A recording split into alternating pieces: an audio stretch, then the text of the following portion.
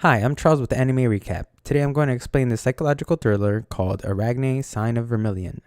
Spoilers ahead. The film begins in what looks to be a psych ward with several patients standing in a room. A doctor can be heard explaining that a patient is showing a tendency to continually tilt their head towards their left shoulder, as well as having brown marks on their body. He speaks of how the patient has a disease and that the patient experiences delusions, confusion, and hallucinations. The patient then goes mad, killing a nurse, and has wild visions of giant bugs. He comes out of his hallucinations to see that everyone in the room has been dismembered. We then get a glimpse of a creature that emerges from the shadows to attack the patient. In the next scene, we are shown a schoolgirl that is dead on the ground with her head severely tilted toward her left shoulder. There is a mysterious figure that seems to be inspecting her as a moth hovers over her. Later, we are introduced to the shy and anxious university student named Rin. She is excited to see that the apartment she had been wanting to get is still available. After renting the apartment, however, she finds that it is hardly the sunny place the rental listing suggested. The housing complex is grim and run down. She expresses her displeasure out loud, but unfortunately it is to no one in particular. As Rin makes her way through the entrance of the eerie complex, she pauses by a mysterious man observing a beetle. She is frightened as the beetle squirms and shocked when she sees that maggots burst from its body. The mysterious man just watched her the entire time and neither of them said a single word to each other. Once Rin actually enters the apartment, we are shown a woman that seems to be in great distress as she continually scratches an open wound on her arm. She can be heard mumbling the words, the bugs came inside." Rin can't take it anymore and just sprints to her apartment. In her apartment, she takes some pills and attempts to fall asleep. She is forced to turn on the television as there are too many eerie noises keeping her awake. After falling asleep, we are shown on the news that a young woman's dead body was found bleeding from the neck somewhere near the complex. The next scene is a glimpse into what seems to be a murder. A woman is screaming as she falls off a bridge, and we are shown a mysterious person who seems to be the culprit. On Rin's way back from school, she has a vision of her own death. She finds a park to regather her composure and take her pills. A dancing girl that Rin was just watching would then introduce herself as Nasua. The two then discuss the dangerous things happening around the area. Nasua says that she heard the murderer is being called the Savior on the internet because he purifies souls. She also claims that a mysterious group is responsible for keeping back curses and other bad things normal people can't see. She continues the rumor by stating that one of the members was banished after breaking their law. Upon arriving back at the complex, Rin sees that a body is being taken away in a stretcher. To her horror, she watches as a large bug bursts out of the person's arm and retreats to a sewer drain, but no one else seems to notice at all. After the body is taken away, Rin sees the mysterious man that was staring at the beetle again. Later, Rin walks through a library inside the complex when she spots a book that catches her interest. She instinctually grabs the book only to be surprised by a vision of several insects swarming the area. When she drops the book out of fright, it just so happens to open to a page showing a person with a bug bursting out of their arm. A man helps her up and notices the name of the book called Spirit Bugs. The man suspects that she can see the bugs and requests to have a conversation with Rin. She accepts and the two sit to discuss what is going on with the bugs. Rin remarks that she believes her medication is the cause for the dreams and the things she imagines.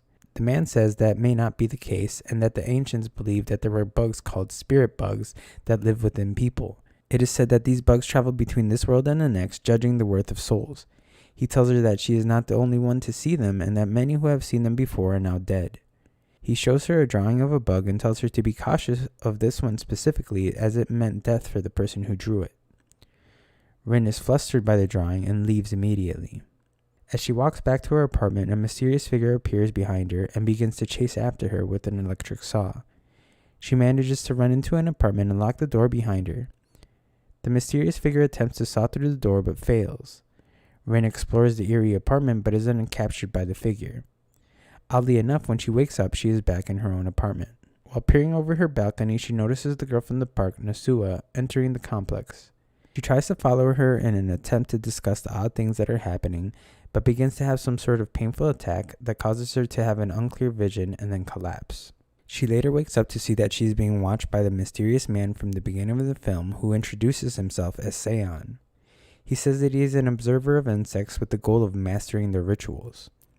When Rin notices that her pills are missing, Seon says that they are not good for her and he threw them away. Seeing how he upset her, he offers her a necklace saying that it will protect her and that she should not go to that part of the complex ever again, as it is dangerous.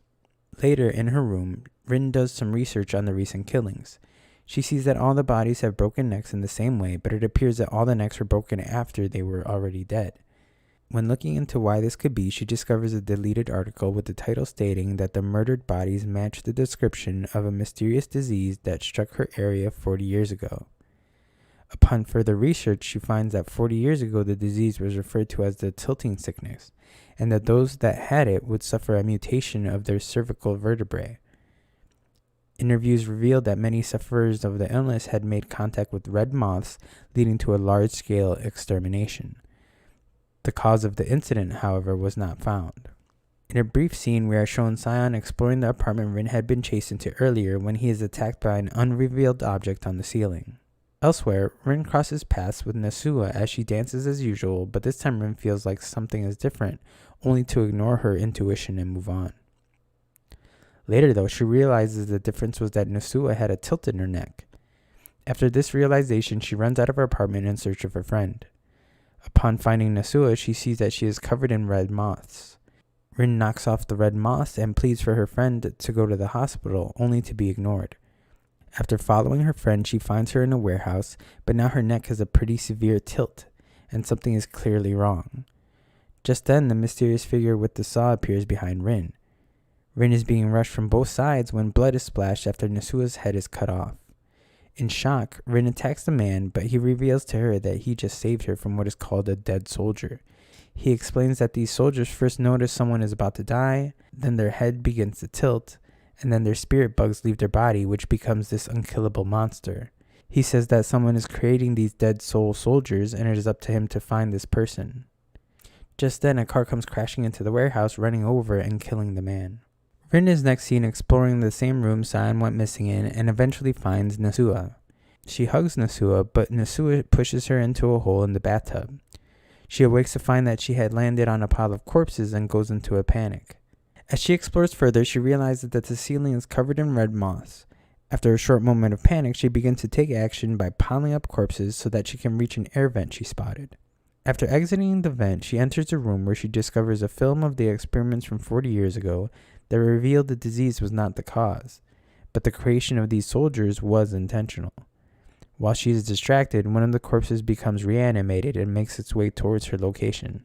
The corpse has now become a full-on monster and startles her, leading to a chase. Just as she is seemingly about to die, the necklace given to her by Sion makes a noise distracting the creature long enough for her to get away.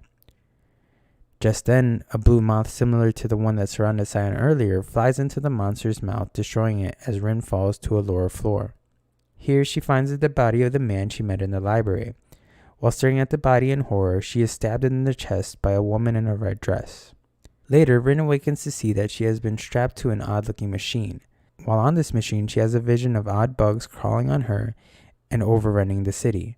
She then has a flashback to her youth where a black-haired girl gets hit by a blonde-haired girl, which leads to her pushing the blonde-haired girl and making her fall.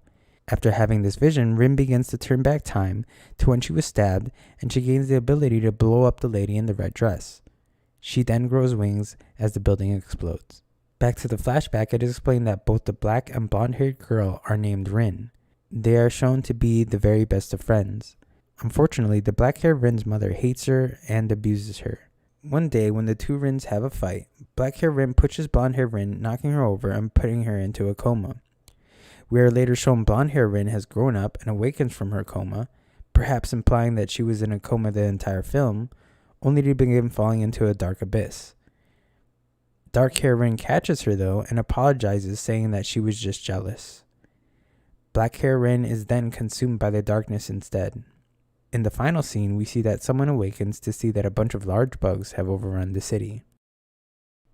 Thanks for watching. Please like, subscribe, and leave a comment with what anime movie you'd like me to recap next.